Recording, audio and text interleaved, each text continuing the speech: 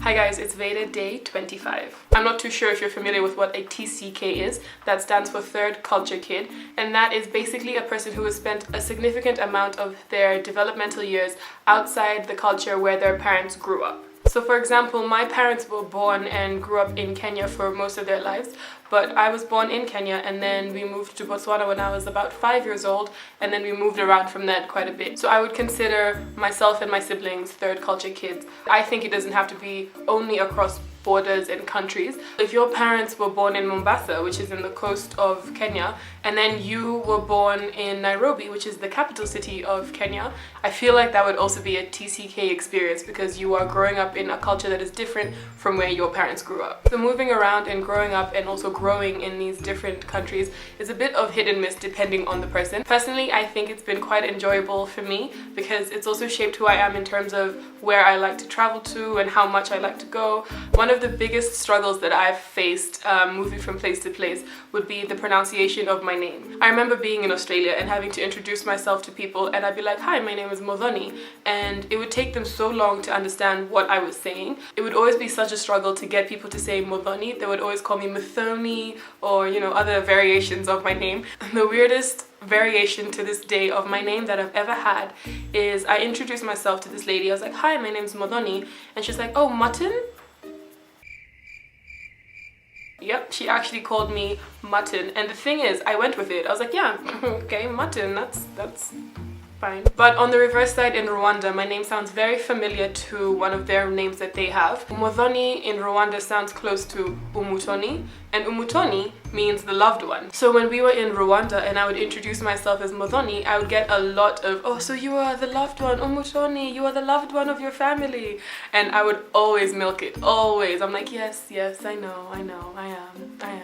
Another thing I really enjoy about traveling and immersing myself in different cultures is learning the different languages. So when I was in primary school in Botswana, along with French, we used to learn Setswana in class day to day. And in Rwanda, we'd learn Kinyarwanda and of course French in Geneva. But I'll be very honest, I only remember a few things from each of those places. I know how to say hi, how to say bye. It's very weird, but I'm very clear on how to say, I don't speak this language in the language. Though I do feel like that's what happens when anyone learns a new language. You learn how to say hi, bye, where is this, where is that. Maybe a couple of swear words here and there, but for the most of it, it's just, you know, greetings and short words and stuff. There are some places I haven't been, but for some reason I know bits of the language. I can't even say hi or bye in Sinhalese, which is the language from Sri Lanka, but for some reason I know how to count from 1 till 10. Eka, Deka, Tuna, Hatara, Paha, Haya, Hata, Ata, Namaya, Dahaya. Forgive me if I butchered that, but I think that was about right. Still on the topic of languages, in university I stayed at this college that had various events that went on each week. So there was one week where we had an event called Love Week. So you're given a name of someone in the college who you're meant to give anonymous little small trinkets of love, like maybe baked goods, a letter, throughout the week, and then by the end of the week you're meant to reveal who you are, and you know, everyone goes, oh, and it's glorious and it's magical and yada yada. So I had a friend of mine come to me and she wanted to recite something in Swahili to the person that she had. We spent a few days trying to practice various phrases in Swahili, but it wasn't quite working out in time. So what we decided is that she would present her poem in English, and at the end of it she would say nakupenda. The day comes and we're all hanging out and she's there and she's ready to, you know, say her poem and serenade her person, and she's been baking for him the whole week and now she's ready to profess her love for him, and she says her poem. It was beautiful, like, you know, it rhymed, it flowed, it was everything, it was powerful.